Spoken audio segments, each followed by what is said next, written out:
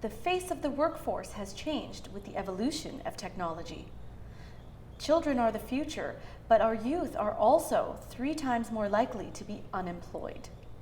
To talk to us a little bit more about goal development and development of career skills are Tom Taylor and Wafa Bilal of Junior Achievement BC, which is the world's largest non-governmental organization.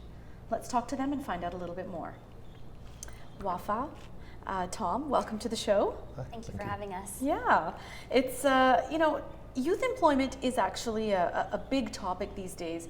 How, kids are getting, the ones that are actually in school and they're trying to get somewhere, and they're, when we look at the workforce, there is a gap that is forming. So Tom, would you be able to talk about what is going on in the workforce?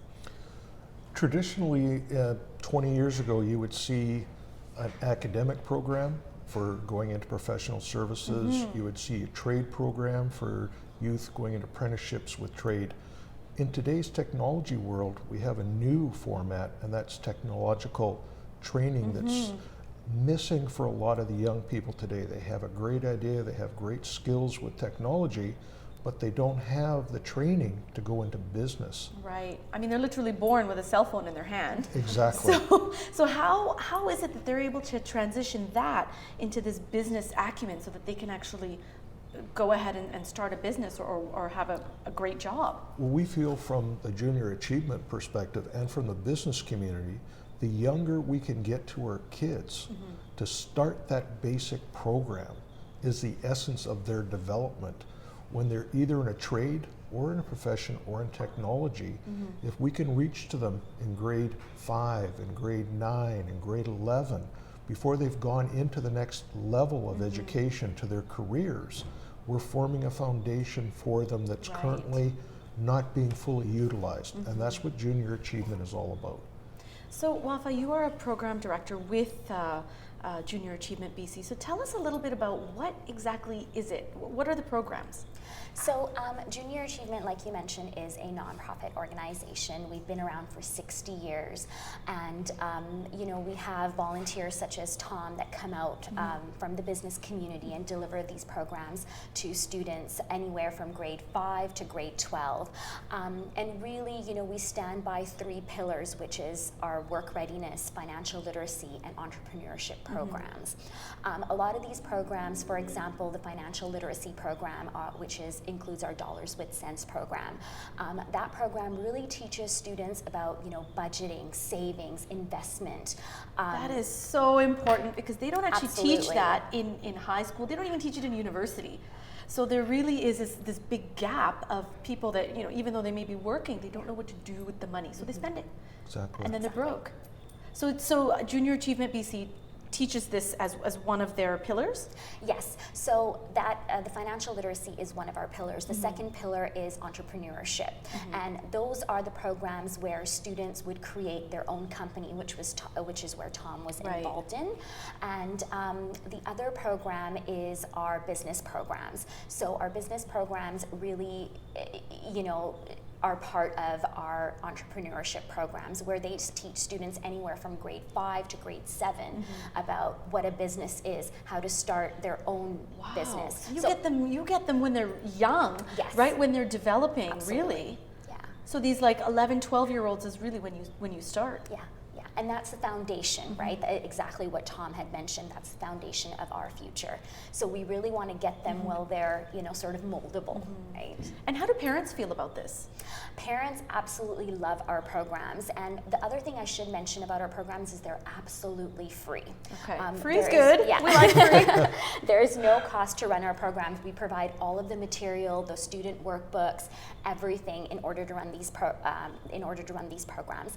And parents are absolutely delighted because when a student goes home with the completion certificate, shows it to their parents, and they say, wow, you've been part of this financial literacy program, or you've been part of this business program, what did you learn? What can you bring back into the home?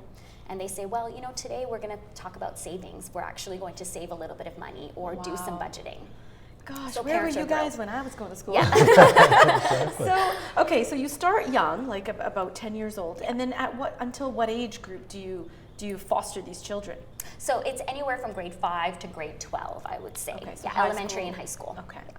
So, I mean, because these kids are underage, is it, I mean, parents are okay with, you know, having them pair up with a mentor that is quite a bit older?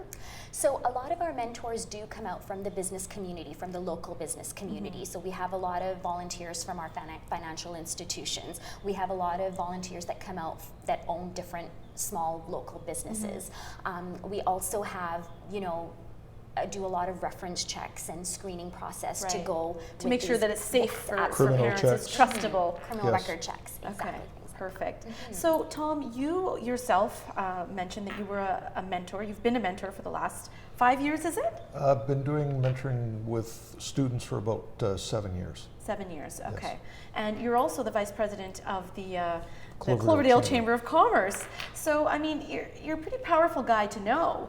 And, you know, if I had a child, well, I don't, but if I did, and if I were to have him be under your mentorship, so do you take on like one mentor at a time, or one mentee at a time, or how does this work exactly? The last program that I was involved with, there was 25 students in the program.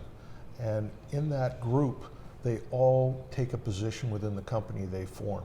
So Also, they, president down, within they- Junior Achievement BC, they- these they kids form form- their own makeshift company. They make their own company. They then design and develop their own product. They sell shares to fund the product's manufacturing. They sell, and then the money is divided to a charity of choice, payback of the shares with a dividend in all possibility, and sometimes include Wow. a small wage to each of the students for participating. You know, this is Then the probably really company is helpful for closed. like adults too.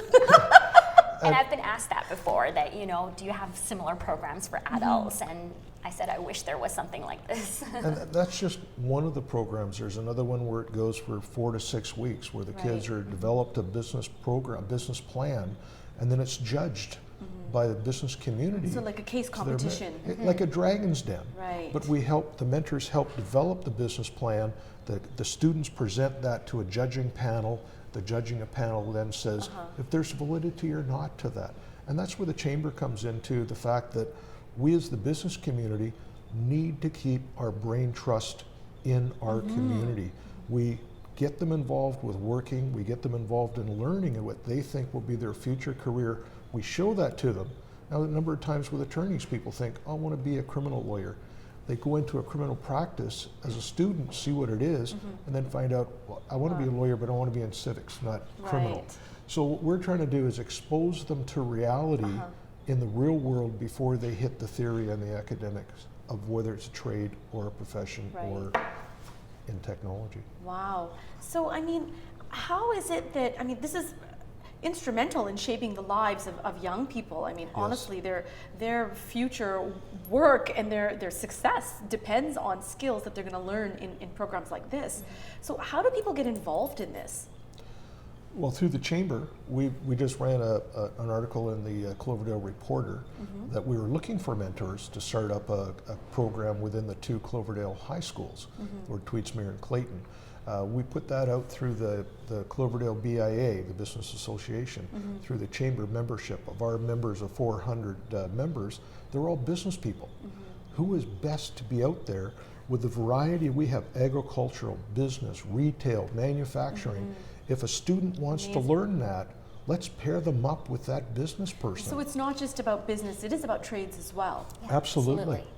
Yes. And so what about students? How do parents get their kids involved in this? So the best way to go about it is, for one, going to our website, which is www.jabc.ca, where parents can find more information in getting their child involved. The other way is to contact the child's teacher, and then the teacher would get in touch with either myself or any of the program managers. So it's already integrated into their school? It's not already integrated, but a lot of the teachers have information about the Junior Achievement Program, and then they would approach one of the program managers saying, this is the program we'd like for our classroom. Wow, amazing. Well, best of luck to you with this program. Thank you. And also for you as a mentor. I'm really excited about this program. I hope it's a big success. Thank you. Thank you very much for having us. Thanks.